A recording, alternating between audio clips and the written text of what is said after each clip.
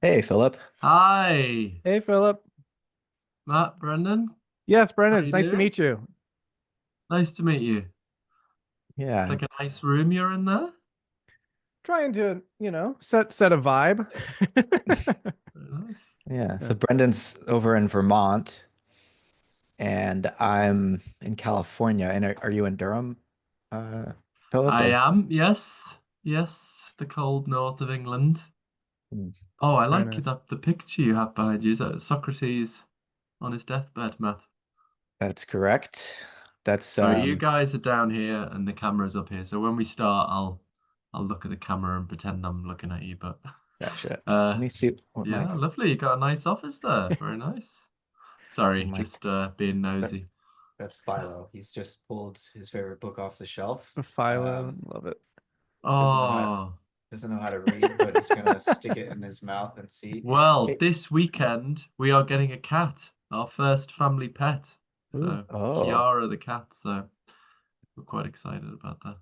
a kitten or a older cat? It's a 2-year-old. We Okay. looked at two cats last week. We looked at two rescued kittens who were rescued off a pub roof, but they Hmm. seemed it seemed like it would be a lot of work. We got young kids, and I think these kittens needed a calmer environment. So we went for a 2-year-old. But yeah, very excited. So, I mean, just to set some context, Brendan and I have been chatting for a couple of years now about a number of topics ranging from panpsychism to the resurgence of Christianity. Um, Mm. Brendan is, I mean, you can speak to this yourself, Brendan, but involved in metamodernism and exploring metamodern forms of spirituality and Christianity in particular. Um, and so we thought it might be fun to talk to you both about your conversion and what sort of theism or panentheism that you have found your way toward, and how that journey unfolded for you, and whether or not there is any connection to panpsychism, or if these two aspects of um, your worldview are more or less independent. I mean, some people might worry that maybe atheists would worry that panpsychism is some kind of a slippery slope into forms of theism, perhaps. Um, but before I frame a question for you, I don't know if Brendan, if you want to say a little bit more about your interest Sure. in talking to Philip. Yeah, well, first of all, thanks. This is really a delight, and I've been following your work for a bit, Philip. So thanks for all the stuff you're doing. And yeah, I mean, my background is, yeah, as Matt kind of alluded to, um, I hang out a lot in the metamodernism space, which is sort of this question of what's after or beyond postmodernism. And so, integrating insights from postmodern thought and philosophy and modern and pre-modern and sort of what kind of integrative metamodern synthesis is on the other side of all that. So, my background is in biblical studies originally, and I kind of pivoted later on and I got my master's at Yale Divinity School in religion and the arts, and I'm really interested in creativity and faith and that sort of thing. So, a lot of that dovetails a lot with sort of new emerging forms of Christianity in this kind of metamodern moment, if you want to use that language. And yeah, a lot of what's happening, which I'm sure we'll touch a little bit on in terms of the broader cultural shift and the zeitgeist. This Christian kind of resurgence seems to be a really real thing, and I'm interested to hear how your thoughts relate to that, or maybe are distinct. But that's where I'm coming from. So yeah, Hmm. Sounds Yeah. great. My favorite topics. So I thought maybe we could start with a little bit of intellectual biography uh, in regards to both how you came to the panpsychist position. What was it? Was there a moment where you thought, oh, actually, this might be the best solution to this problem? And then also, what led you to the conversion to Christianity? I know that had something to do with fine tuning, but maybe start with the panpsychism view. How did you end up being, seems to be the most popular academic defender of that position at present? Oh, thank you very much. Thanks, Matt. Well, yeah, these two conversions I think are about 20 years apart. Getting old now. So yeah, I talk about the panpsychist moment. I talk about a little bit in my book Galileo's Error, which is sort of the more focused on consciousness and panpsychism. And it's really, I suppose, wrestling with the problem as an undergraduate in the dying embers of the 20th century. And we didn't learn about panpsychism. I did philosophy of mind in every single year, actually. First year, second year, third year. We didn't do panpsychism. We didn't even do David Chalmers, actually. I was only introduced to David Chalmers when I did my dissertation at the end of my degree, and the professor, said, "Why don't you read some David Chalmers?" But I mean, initially I was attracted to physicalism. I thought that's the scientific view. I'd rejected my Catholic upbringing. I was going for the science view, and but just was eventually persuaded you just cannot account for consciousness in these terms. There's something deeply incoherent about that project. Had a little bit of a spell as an illusionist, trying to pretend that consciousness doesn't exist. Took that seriously for a bit. Yeah, I think I talk of Galileo's Error just one night in a bar, really, just listening to music, having a cigarette. You could smoke in bars in those days, having a beer, and just a very vivid sense of my own experience. I can't do this anymore. I don't care if it's what you're supposed to think scientifically, as I thought then. I can't deny my own consciousness, and kind of ran out into the rain outside, and it was like, scene from a movie. We needed some strings playing in the background or something. Anyway, and so I think after that I was just sort of maybe a closet dualist, or just shut up about it for a while. And I wrote my end of degree dissertation arguing that the problem is irresolvable.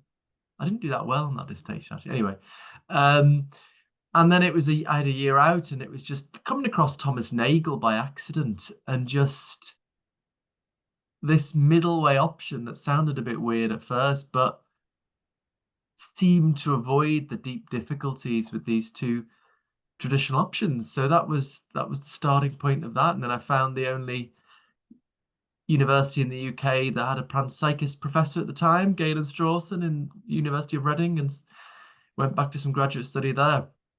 Anyway, we're much more recently with the Christianity stuff. It's basically slowly building up. I would say there are two things here: an intellectual thing and a spiritual thing, a head and a heart thing.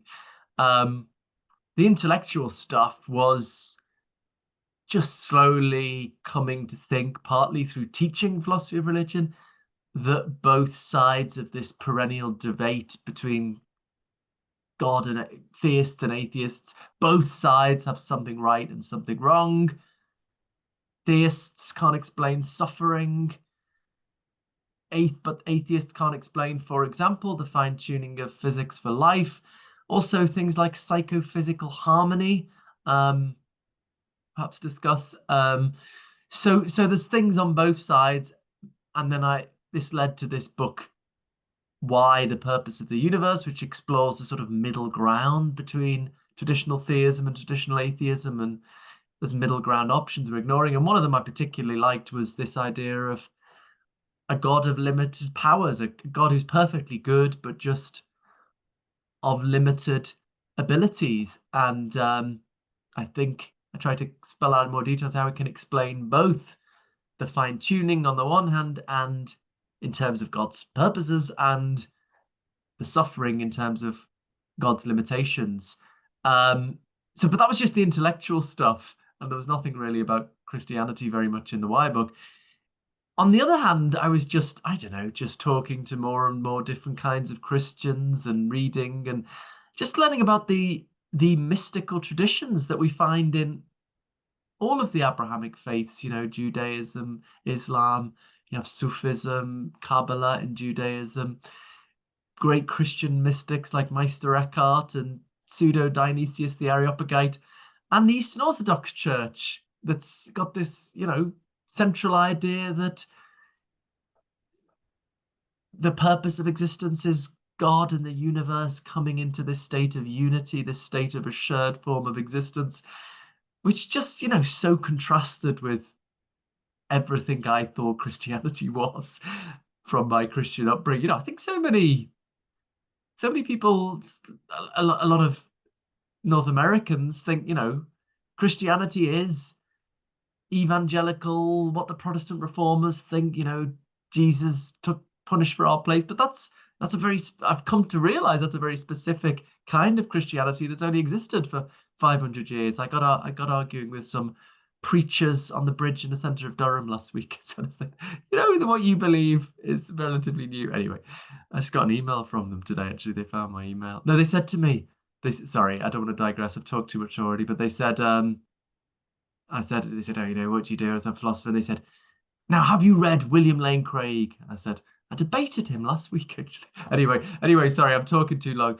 But basically, I came to think, oh my God, there's a kind of Christianity. I thought that the good stuff was just in Buddhism and Hinduism, but realizing, this spiritual wisdom and mystical depth was in all the religions, in Christianity true. And then coming to see that I think roughly the Eastern Orthodox version of Christianity, I think fits quite well with this God of limited powers business. And so that was the sort of brought them together. I mean, there are some other things, but I've already talked too long. That's the rough idea of what's brought me here. Yeah, so at least for you, um, the conversion to panpsychism and the conversion to Christianity were independent. Right. And so, Right. but at That was this your other point, question. would you, do you see any connection between the two at this point? I think there is. Well, this was. I just mentioned the debate with William Lane Craig, and he kept going, "Oh, it's panpsychism ridiculous. Panpsychism ridiculous." I was thinking, that's But that's not resurrection, the kind that's of just plain as essential. day. I know, but I think there's a connection in the following sense that I'm attracted, perhaps you guys are as well, to a form of some form of panentheism or something closer. I don't like these views where God is entirely separate from the universe. And actually, well, we can talk about this. What I've been thinking about, I'm not sure panentheism is quite the right word. A view where there's overlap, like a Venn diagram. So there's part of God that's separate from us. There's part of us that's separate from God. But then there's an aspect of our nature, which is also an aspect of God's nature. So there's overlap. This is how I interpret Meister Eckhart, actually, as thinking something like this. He says the ground of the soul is identical to God's ground. Why am I attracted to this? Because of mystical experiences, really. I think in the mystical experience, it's hard to, people will interpret different ways, but somehow the idea that God is not something distant. God is here now in our midst, in our hearts. There's this closeness. So I think there's something like this overlap view or something like panentheism fits with this. So so that's part of it. I mean, the big thing about the God of limited powers, you could have a totally supernatural God and have a God limited. The most important thing for me is the limitation of God to get around evil. But I'm also attracted. Oh yeah, and then how does that fit to panpsychism? I think that really fits well with panpsychism because I mean, if you think the physical world is just sort of mechanism, it's hard to make sense of God pervading it. It'll be like a ghost in the machine in a sense. But if the universe is full of consciousness, then it's much less of a leap to think that God is pervading that conscious arena in some sense.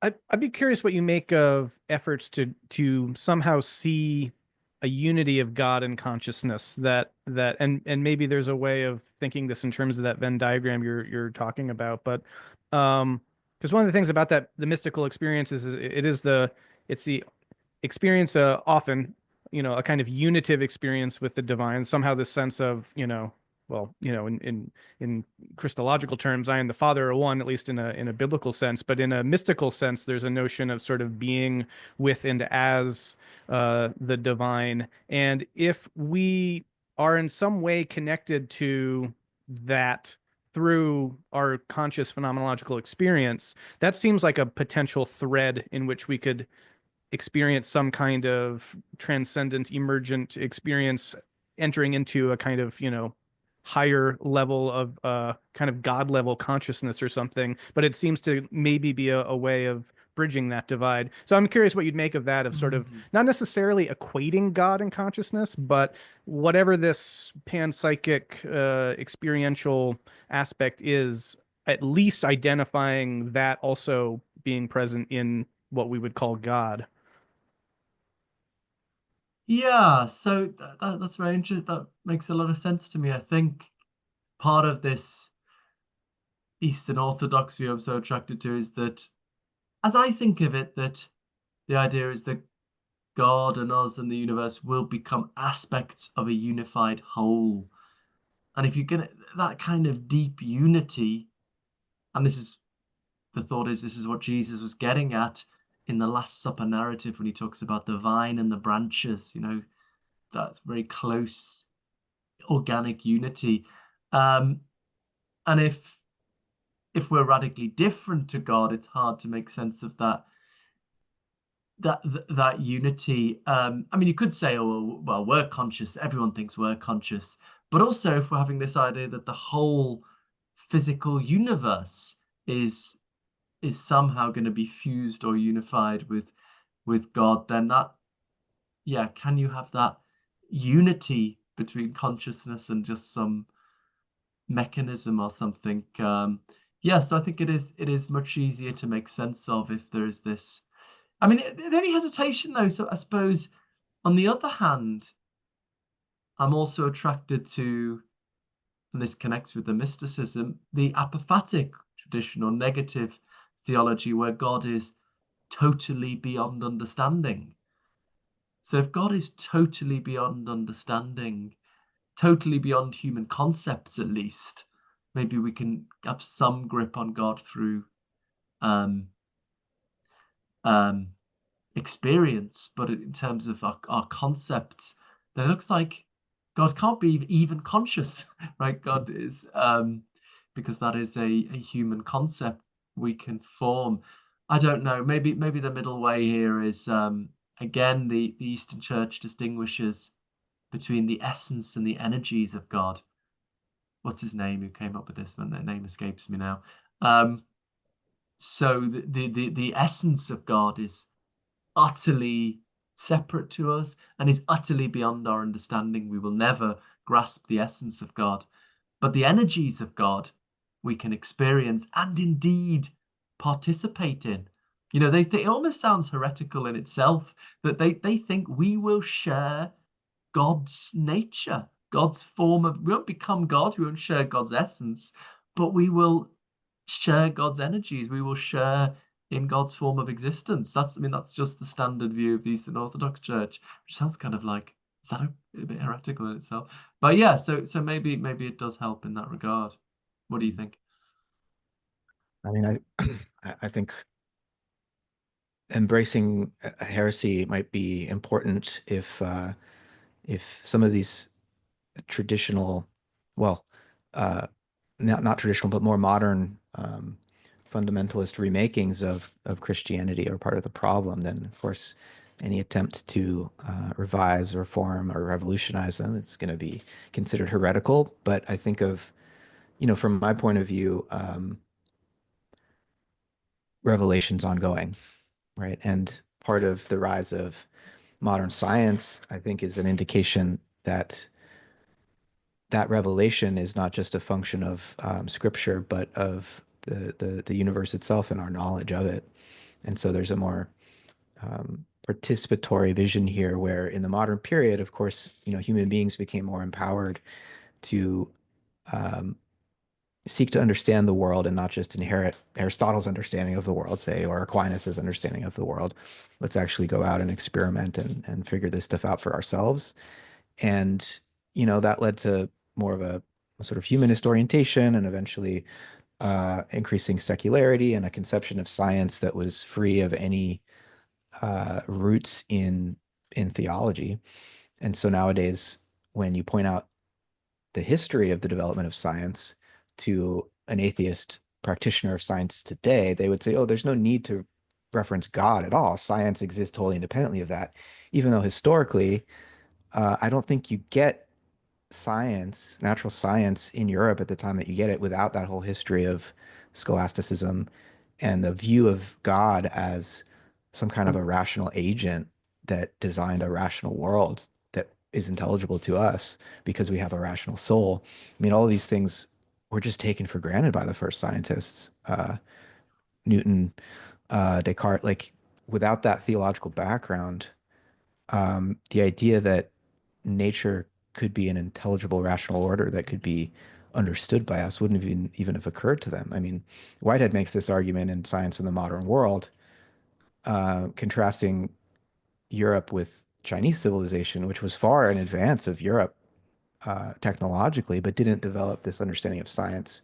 And he thinks it's because of it's the unique theological background that informed the Mm. first scientists that actually got science off the ground. This is deism, right? A Yeah. totally independent God as a kind of designer of a mechanical world that is spiritless and just obeys the laws that God has designed.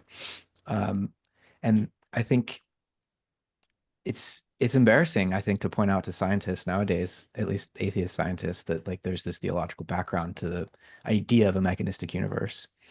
Um, and bringing in a more panpsychist view is immediately challenging the supremacy of this one divine designer.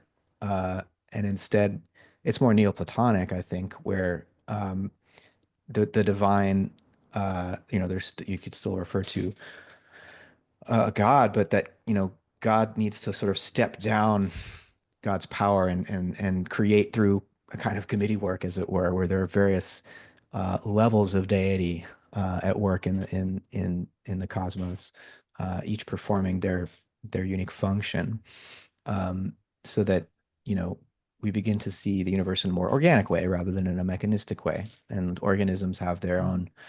own internal purposiveness and don't need to be designed from the outside necessarily.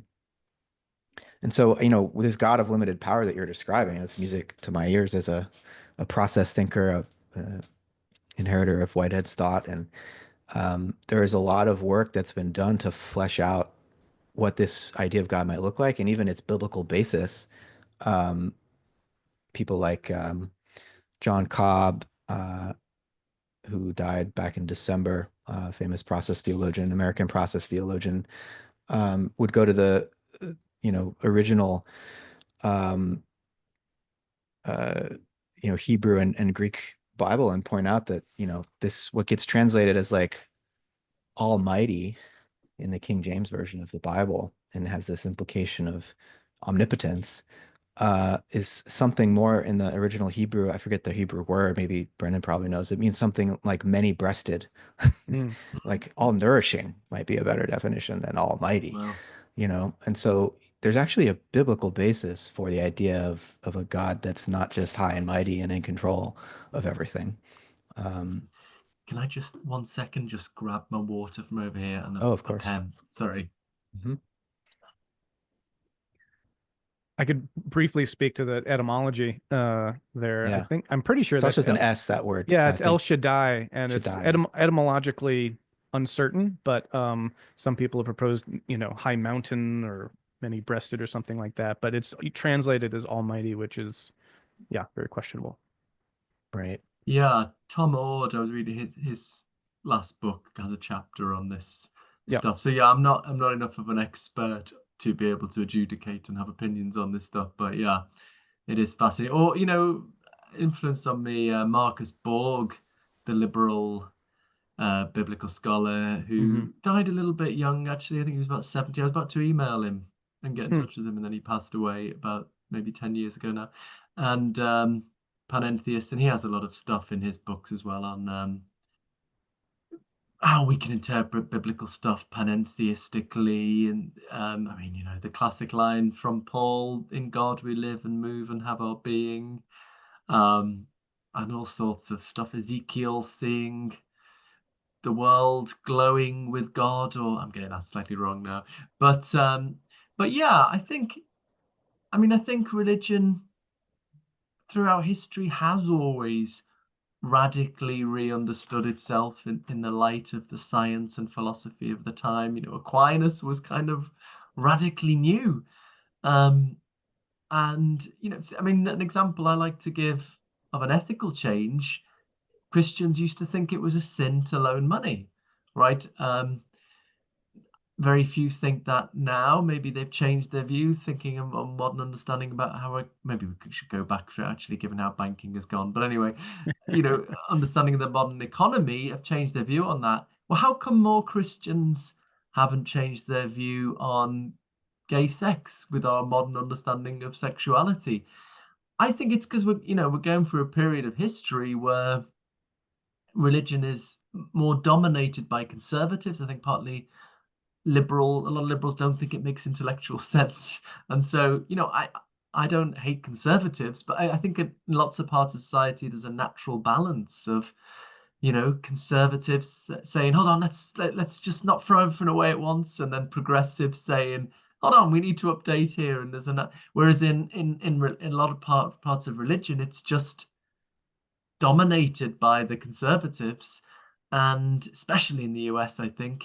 And I think people are coming to think that's what religion's always been, but no, religion has always contained the radicals as well as the conservatives. And I obviously a great example in more recent times is process theology re-understanding.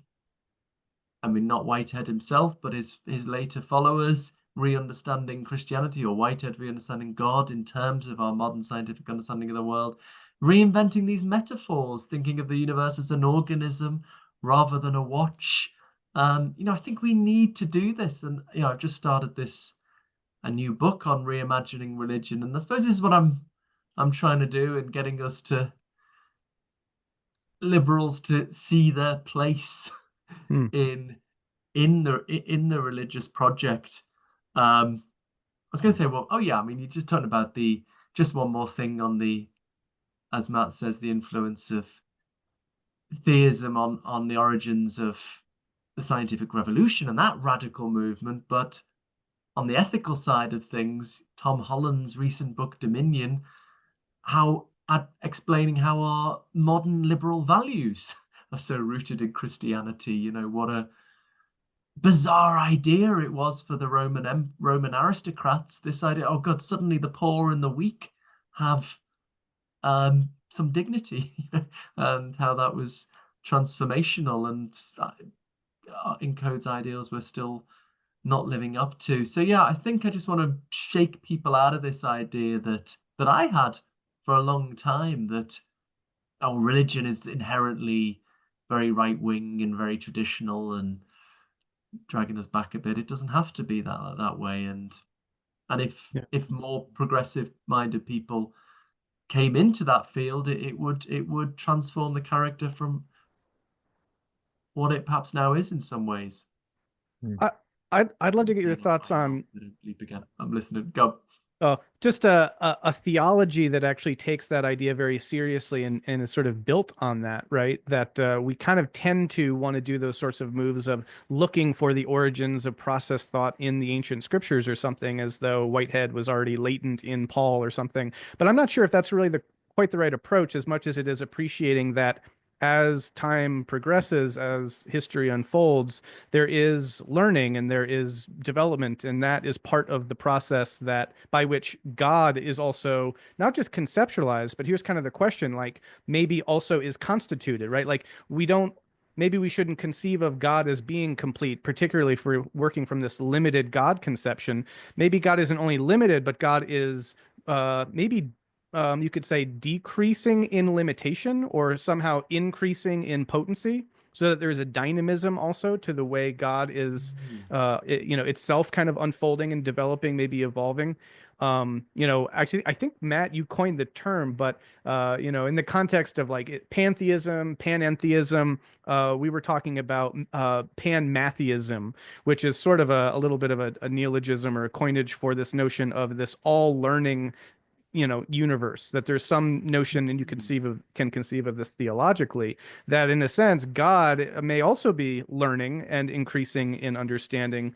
And I think that this also ties in really well with certain ways of understanding panpsychic approaches to things, because we see how even if there's a deep continuity with this subjective or experiential awareness going down through sort of the complexity stack that's emerged over cosmic evolution, we also see that as that develops over time, the nature of consciousness grows more deep, more expansive, more kind of gains in potency and capacity itself as cosmic evolution unfolds. And if we see God as in some ways part of this naturalistic universe as well, it seems to me that we would have some notion of the divine that is taking part in that process, so that the God today is not the God of 2,000 years ago. And somehow this is an important way of understanding that we're all moving along this sort of path or trajectory towards that greater oneness. I'm just curious about how some of that lands for you, Philip. Yeah, a lot of that resonates. It's very interesting. Peter Forrest, I don't know if you've come across, has this developmental idea of God. So I think he thinks like the Old Testament God was um, morally immature. God has sort of literally grown up morally. I'm not sure I'd quite go that far. Or a more traditional Christian philosopher. Oh God, his name's escape me right now. He's just published a paper talking about maybe in order to part of the point of the incarnation was in order to be omniscient, God had to know what it's like to be a Mm, human being. So it connects it to, in philosophy of mind, the story of Black and White Mary, who's mm, learned all the neuroscience about color experience, but she's been raised for some strange reason in this black and white room. She's never seen color.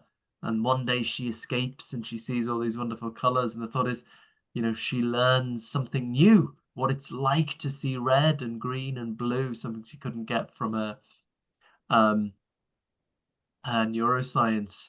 So this philosopher puts forward the thought, if God hadn't become human, God would know what it's like to feel pain and to suffer and be degraded and humiliated. And that's part of coming into an intimate relationship with us. Yeah, and then coming back to the Eastern Orthodox idea I'm obsessed with, I suppose, the idea, as I see it, is an evolving process of the two, God and the universe, coming into a more intimate relationship. And right, you're making me think now, maybe that might in some sense make God more powerful, more able to intimately connect, maybe even intimately intervene in what's going on. So I suppose my idea of God is that it's a God who wants to make a perfect universe, wishes they could do it, just by clicking fingers. But unfortunately, the only way they can do it is to create an okay universe and then slowly bring it to somewhere better. And that's what we're currently in the midst of. I'd always stressed what pronouns to use for God. I've decided to use they in the end because, God's non-binary surely, and especially if you're going for a Trinitarian view, then I'd like to wind up very conservative philosophers on Twitter by conservative Christians rather Well, by there's a biblical saying basis for that too, with the Elohim being yeah, plural, yeah. the oh Genesis yeah, it's a account. good So point. So I said on X, can't decide whether to use she or they. What do you you beer? But yeah, another thing William Lane Craig didn't like. He mockingly read from my Y book the she pronoun. But anyway, yeah, you're good at getting people riled up on people get X. so annoyed about that issue. God's pronoun. It's like bloody snowflakes. I thought it. But anyway, Hmm. good You know, fun. Brendan mentioned this term panmathism, with, mathe meaning learning in Greek, So but what is the term again? Pan mathe like in Greek mapping. for learning. Um, Okay. And so You everything know is your a Greek better than me. I did ancient Greek and Latin at school, actually. The only thing I can remember is the 24 different ways of saying that, which is my party piece. But anyway, sorry, continue. I did another word I don't know that you've used already is metamodern. I didn't know what that word. So anyway, tell me both of those words, Too please. much Greek. But yeah. yeah, go ahead. Take panmatheism, Matt. Well, I mean, I was gonna introduce another yet Oh, another term that's also Greek, but it's built playing on Genesis instead of panentheism, pangentheism, which is a way Mm, of emphasizing the processual and evolutionary dimension of this, whereby hmm. you could take God's perspective. God is wanting to become ever more incarnate in and as the cosmos, just as the human being and all of life, with the human being as an expression of this striving of life, is trying to become more divine. And, these two um, impulses are constantly meeting and yeah. mixing. And I don't know if you said you were raised Catholic. I don't know if you've had a chance to dig into the work of Pierre Teilhard de Chardin, in whom, the the mystical depths of the Catholic tradition meet the meet evolutionary science, but with a panpsychist twist, so that Teilhard understands the incarnation not as a one-time event that just happened with this guy Jesus in the ancient Near East 2,000 years ago, but actually incarnation is what the whole of cosmogenesis is. Um, and Teilhard might be a little bit too teleological for our tastes, and that everything is inevitably culminating in this omega point. Um, and I tend to prefer Whitehead's view, where things are a little bit more open-ended, but nonetheless, there is a kind of uh, creative lure that's drawing us towards ever more intimate communion with the divine and with each other. But there's a way in Whitehead's theology where the divine is not complete yet. That God actually, as you were saying, needs to come more into incarnate form and even to suffer with creatures in order to become fully divine. And you see this kind of evolutionary account of God in like in Carl Jung's book Answer to Job. I don't know if you've read that, but he describes Yahweh as this kind of unconscious, immature, childish God who has the shadow, which is Satan, who's able to sort of uh, you know convince God to torture Job. And in that story of Job, Jung sees the human being actually being morally elevated above Yahweh, because Job remains faithful despite basically being tortured by this all-powerful being, for no reason other than because God needs to prove to Satan that his creature would never dare disobey. And that Jung sees that as requiring that lapse in Yahweh's judgment, elevating Job's moral status kind of requires the incarnation. God had to become human in order to correct this imbalance in a sense. And as for Jung, this is all a psychological process, and he's kind of bracketing whether this is theologically or cosmically true or whatever. But you could see that as another kind of panpsychism. And from Jung's point of view, like everything's happening within the psychology of the human being in some sense, and we can't pretend to step outside of our own psychology just to perceive the real naked form. And then in that sense, religion is our way of dealing with the deep unconscious forces of our own psyche on some level. Do you want Can to I add pick up something? on that? Yeah, Yeah. yeah. When you were both talking a second ago, kind of given your conceptions of God, I thought this is really fascinating for one, just because I love just kind of putting that on the table. Like my concept of God, I guess, is this. But what struck me about both of them was that there is still this notion there that God is somehow separate and there's either in kind of the metaphor you're using, Matt, that like, humanity is approaching God and God is approaching humanity, and Philip, you're using kind of this notion that God wants to create this perfect world but can't, and so he has to work with what is. But both of those seem to presume this notion that there is some kind of God over here, and then there's this other stuff happening. And what you were just getting at with that psychological, more Jungian reading is something that I personally find more intuitive about it, which is something like God is working out God's self through all conscious beings, in a sense, right? That there isn't God outside anywhere.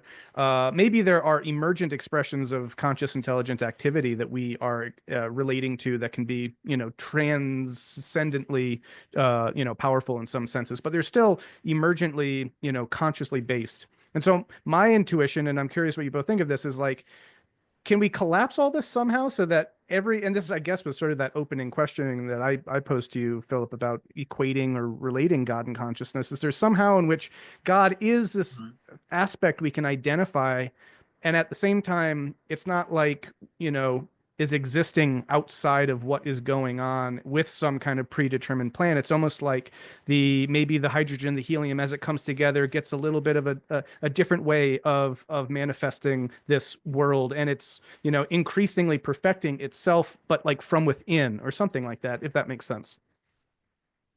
Yeah, that's fascinating. Well, I suppose all of the mystical traditions all seem to, I mean, I think maybe there's two qualities. One is, in some sense, God is beyond understanding, um, which differentiates it from the kind of idea of God that's very dominant in contemporary analytic philosophy that I'm part of. Not so much in history, I don't think, but where God is a mind. God is just a mind like you or I, just to the max, all powerful, all knowing, all perfect. So Richard Swinburne, Alvin Plantinga, William Lane Craig. It's just God's just a mind. That's it.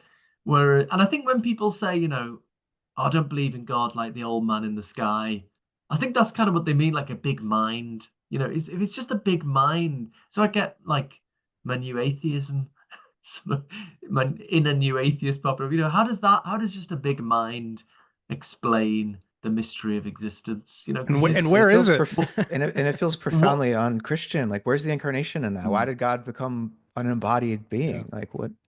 That's not Right. Christianity, Right. as far as I can Yeah. tell. It's just God Yeah. as a mind. Yeah. Why? But yeah. I mean, and who made that mind? If you want to say, that why is that any better of a solution than positing a brute fact universe or something? So I mean, I think that's part of it, and but also something about oneness with God, a deep experience of oneness, and then different traditions interpret that in different ways. So Advaita Vedanta Hinduism takes that to the max, where you are God, you just don't realize it.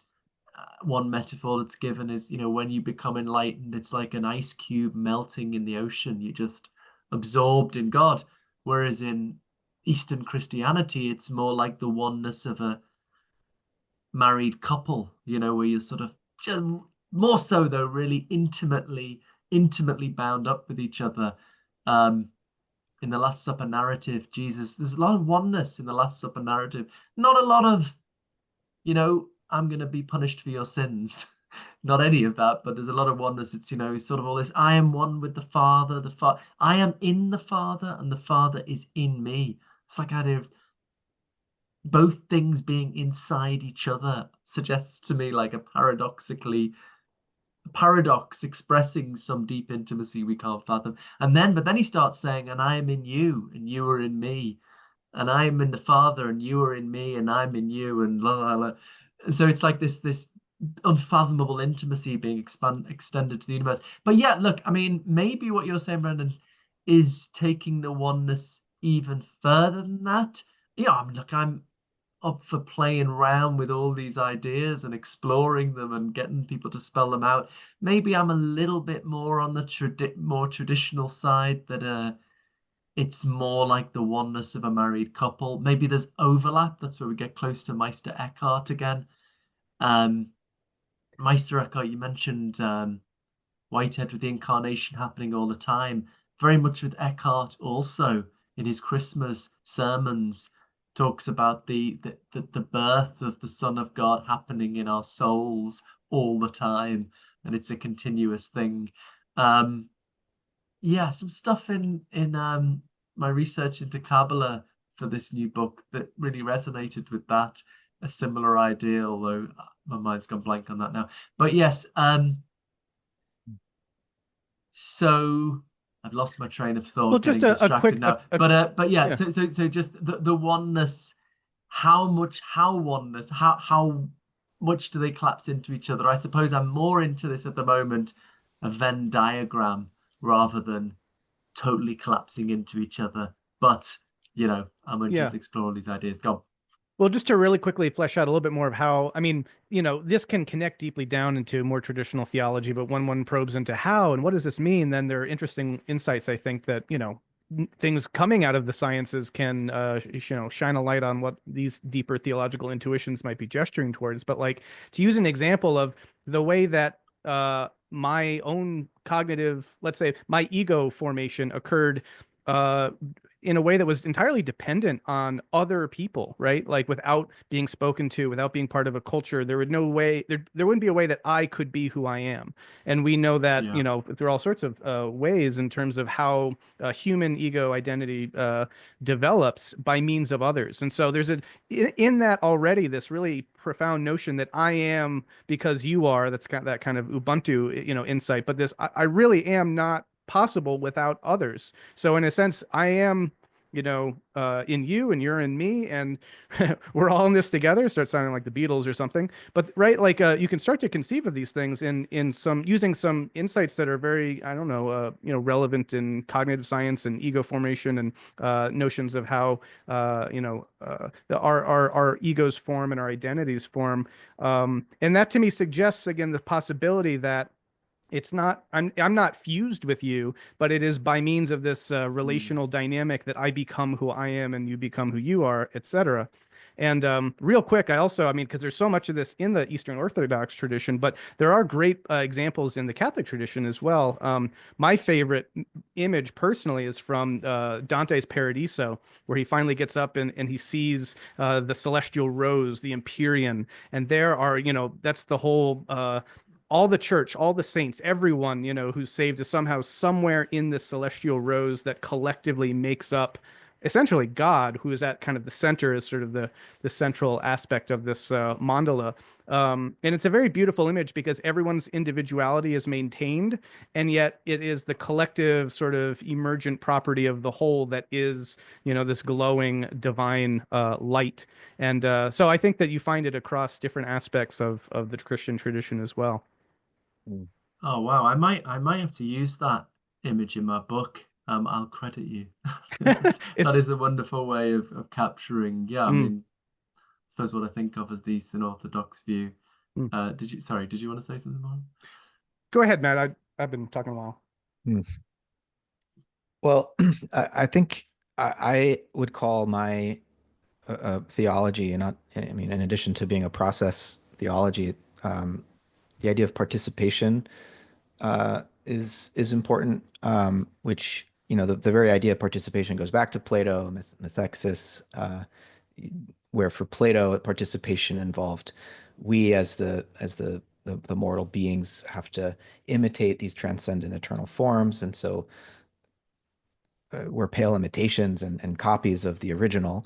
And I think there are ways in which this idea of participation evolves, and the Romantic tradition, I think Schelling in particular, the German idealist, has a more expressivist and creative reading of participation, where the human has a co-creative role to play, and we're not just diminished forms of the ideas of the eternal forms, but in some sense, um, as Blake would put it, eternity is in love with the productions of time. Eternity is somehow enriched by what unfolds in the course of time.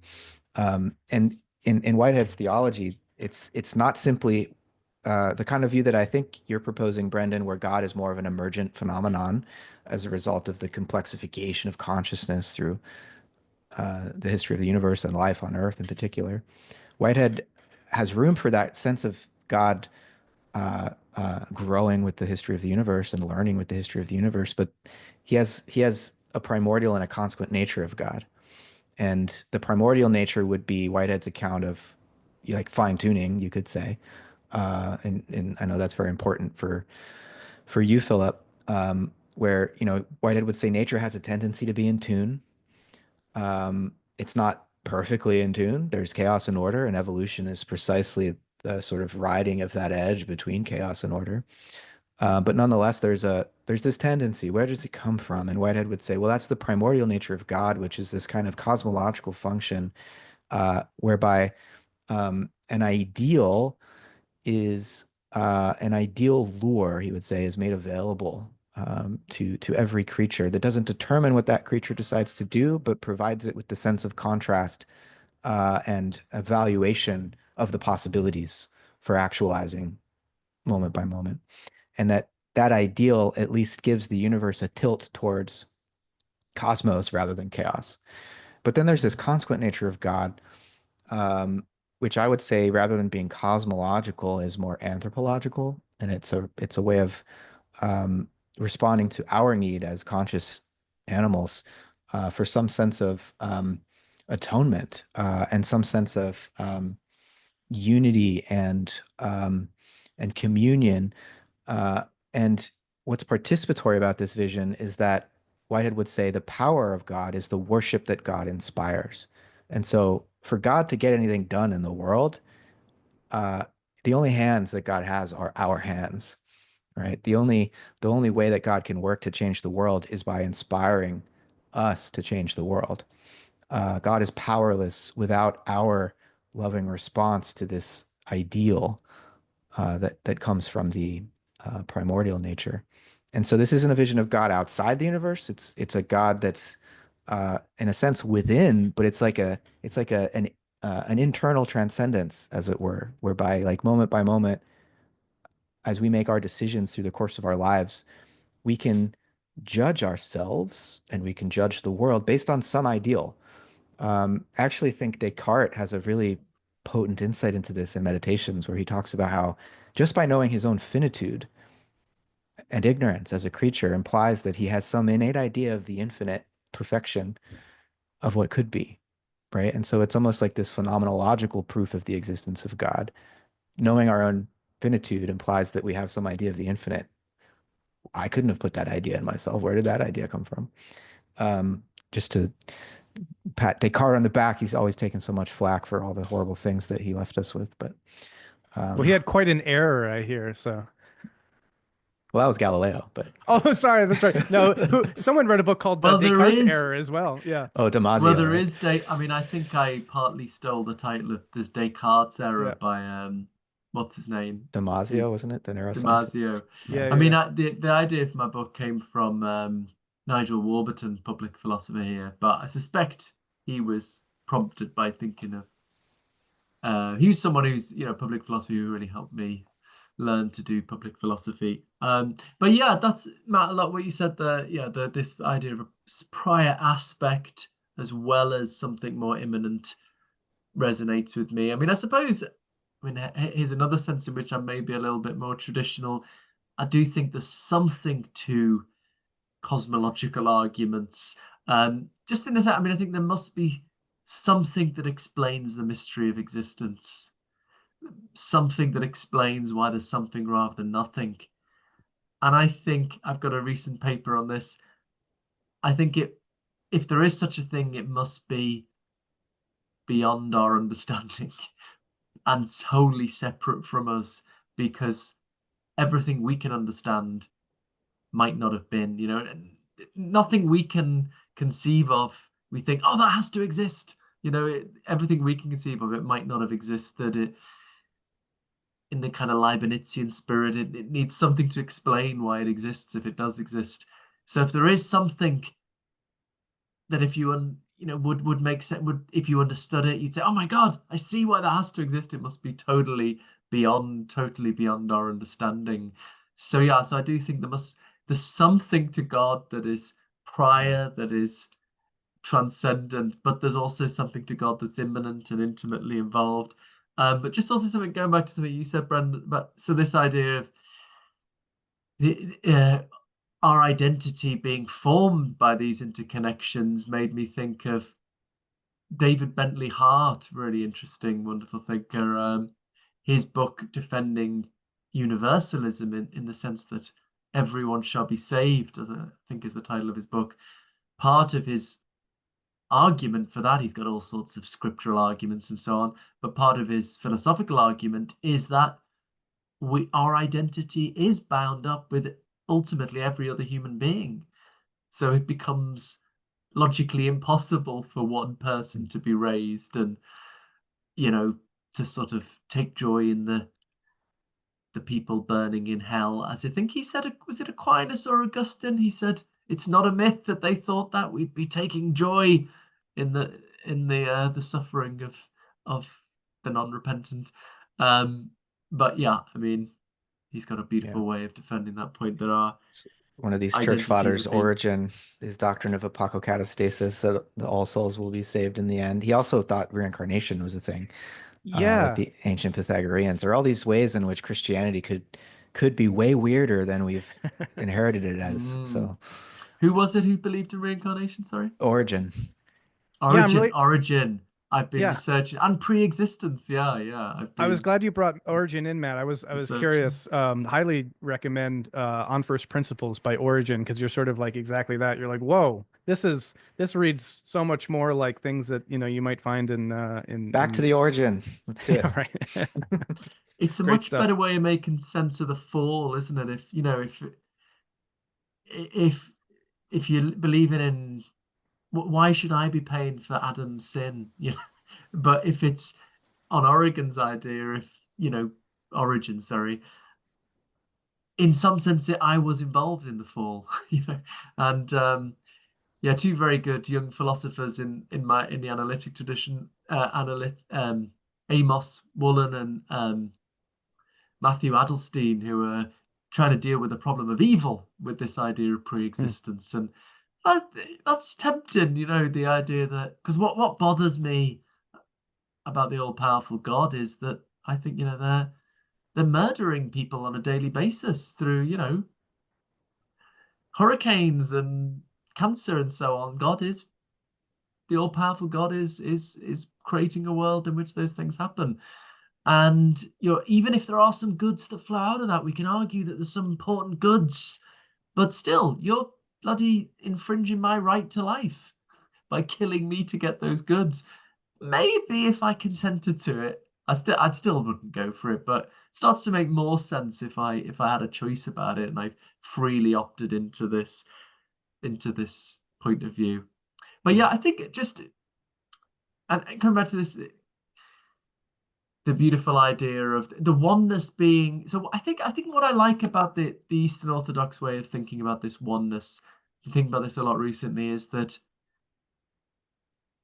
what is at the end goal you're aiming at involves love and involves interpersonality. Whereas the Hindu mysticism or the Buddhism, you're trying to get beyond that. You're trying to collapse the self or be absorbed in the and it makes much more sense to me, and I don't have an argument for this, but that no, what we're aiming at is so intimate, you can call it oneness, but still there's interpersonality, there's difference, and so there's love. And you know, what I find so moving about love is that you're not the same, you're different, and you're still sacrificing. And I suppose that's really what communion means to me, you know, that in some spiritual sense, we're kind of being bound together and connected to something beyond ourselves. And so that's Yeah. another way in which Christianity has come to make sense to me Yeah. Yeah. in a way Uh, that I'd find you, hard to find in other traditions. Teilhard has this beautiful vision of the way that he says unity differentiates, which is his account of how, as this process of what he calls Christogenesis occurs, humanity is brought more and more into a deeper intimacy and kind of collective mind. He calls the noosphere arises, right? But he says in that process, we don't lose our individuality. We become more deeply personalized, Yeah. right? And it's that deeper personalization of each of us as individuals that affords ever more intimacy between us, right? And so it's very much this Eastern Orthodox vision that you're describing, Yeah. whereby despite the oneness, or because of the nature of that oneness, actually love is enhanced through the relationality of individuals. Yeah. And that you see that That in the vision of the Trinity too. It's this relational ontology that comes through in that account. But for me, that's why I love emergence as a general idea and the notion of this complexification through time, because it's precisely that. It's the differentiation into novel, creative kinds of types that then can integrate again to a whole new level of unification while maintaining their differentiated aspect. And that to me, I totally share that, Philip, with the kind of like reticence to just have this notion that, oh, Atman just dissolves into Brahman and that's just, sort of this drop into the ocean. It's like, I think there's something profound in our psychology, and I'm sure a lot of this is colored by our, Western context, but towards individuation, towards this notion that we want to somehow be ourselves and become ourselves. And there's something beautiful about being a very unique self in some way, and trying to make that jive with notions of like, the ultimate oneness is like, how do you do that? But I think there's something here in terms of seeing that oneness as this emergent whole constructed out of all these differentiated particularities that are maintained and yet subsumed and transcended in something more holistic and beautiful. And that is profoundly an intimacy and a love and a connection of all these parts together into something like that, which I think can accommodate that very, very well. That makes a lot of sense to me. My dad who passed away last year, was a big fan of Teilhard de Chardin. I think it inspired him as a young Catholic. And yeah, I'm actually a bit disappointingly unrebellious, really. I was kind of raised by very liberal Catholics who, went to church for community and spirituality. But, I remember being a cynical teenager saying to my dad, "Oh, you don't believe all this rubbish, do you?" And he was like, "I don't know, really, probably not." So, but I think I'm probably a bit more of a traditional Christian than my dad was. Actually, I don't think he believed in anything, but he believed in some kind of spiritual reality. But yeah, but Tired's very cool, very cool. So we need to get. I mean, this book I'm writing is kind of aimed at the spiritual, but not religious, really. This, huge growing group, and I just want to say to them in a non-pressury way, there are things you can get out of religion: community, structure, spiritual practice, a rich tradition. And there are ways of engaging with religion that avoid the things that you quite rightly worry about, sort of dogmatism or inflexibility or illiberal values and so on. You can engage with the mystical traditions of any of the Abrahamic faiths. And so, yeah, and I find I'm just finding more and more, I've really got, there's something that can that does get through to people. If you start off saying to someone, this is the one true faith, and here are the philosophical arguments, people are not interested. But if you start off saying, lots of people are very spiritual, have worries of religion, but if your starting point is community, structure, I just find people are switched on and are listening. And Mm. yeah, so Well, that's and my current project. real quick, last thing I'll say, you'd asked about metamodernism earlier, and I think that what you Oh just yeah. said gets a lot at that dynamic, of how, engaging with the best parts of what traditional religion have to offer without, bringing in a lot of the unhelpful dogma and the strictures around, notions about where certain things come from, which science has done, arguably a lot better of a job doing than, ancient poetry and that sort of thing. But still getting the profound insight and benefit from what we have inherited, but also modern science and also other kinds of postmodern and deconstructive thought as well. It's like, how do we get the best of all that? I think that's the kind of Christianity that I'm interested in when I talk about this meta modern Christianity that I see emerging. And I think the interest that you're describing is representative of that in our particular moment. Just wanted to throw that in there. Yeah, so excited to hear this about this book you're working on, Philip. Because I think we're in this moment now where liberalism obviously is under threat. And I think part of the reason for that is that liberals forgot the source of the values that they defend actually comes out of a theological root and Yes. history. And liberalism somehow became reduced to like, well, we have these values. It's personal preference, and like Yeah. reasonable people would agree that, you know, human rights are an important thing. It's like, well, personal preference actually isn't substantial enough.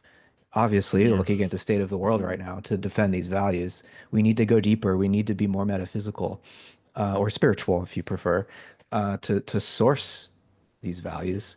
And I'm more and more hearing young people, especially, say, in a sort of rebellious sense, because spiritual but not religious is already like a 20-year-old phenomenon. It's getting more widespread, but I've heard people joke, well, I'm actually religious but not spiritual. Um, just to emphasize the sense that, well, spirituality is so individualized. It's been captured by consumer culture, and it's just Yeah. spiritual window shopping and all the ways that it can become cheapened without that community basis and the structure and the commitment um, to actually be of service to others and not just to be on one's own personal journey Yeah. and whatnot. I think um, it's wonderful to see the resurgence of an interest in spirituality and that hunger. But if it remains stuck in individualism and vulnerable to consumerism, that's not actually going to lead us to a better world. And so I think we really do need to recover the true source of our values. So much of the social justice movements I see on the progressive left kind of feel like Christianity without God, if you know Mm. what I mean. Like in the sense that What? they've lost the transcendent source of some of these values, and it might be helpful to recall Mm. that.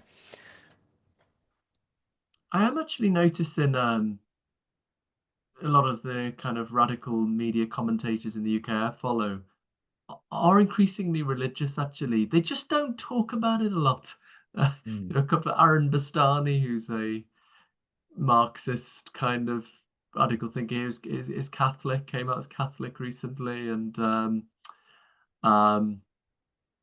Grace Blakely, who's a Marxist economy, young Marxist economist, I think is a Christian, but never talks about it. I suppose it's sort of The more. British are a little more embarrassed to talk about religion in public, but we're not us Yeah, Americans. yeah, maybe it's partly that, but I think it's if people on the right become religious, they kind of tend to be vocal about it. People on the left are sort of like, you know, but I mean, I see Marx yes, as one of the greatest Jewish prophets in a sense. So best absolutely. read as in lineage with that tradition. But I mean, yeah, you read the old school prophets. I think you should see them as kind of these radical screaming at the establishment. What the hell are you doing? Ignoring the poor and, um, certain prophets anyway. yeah. Well, Philip, I know you got to go. Um, Yeah. this has been really rich. I mean, we unfolded a lot of interesting ideas, and I wish you a lot of creative energy and insight as you finish this next book. And yeah, glad we could get together. Thank you very much, Matt. Thanks, Brandon. It's been a really nice conversation. Shame we just feel like we're just getting started actually. But yeah, you've given me lots of beautiful ideas for that I'm going to steal for this book, maybe. No, maybe not. If I, they're I will, of gifts. course, credit you. Yeah, gifts. Thank you. You're But very welcome to steal any of this. no, No, this this is has yeah, been it really was great. useful for just thinking of ways. I think with a more popular book rather than an academic monography, I think of ways to spell out these ideas in a vivid, poetic form, and that's always the challenge. But yeah, no, this has been. Let's continue the conversation. Absolutely. I'll Yeah. see you on X. Thanks, everyone. This is great. All right, guys. Thanks a lot, guys. See you around.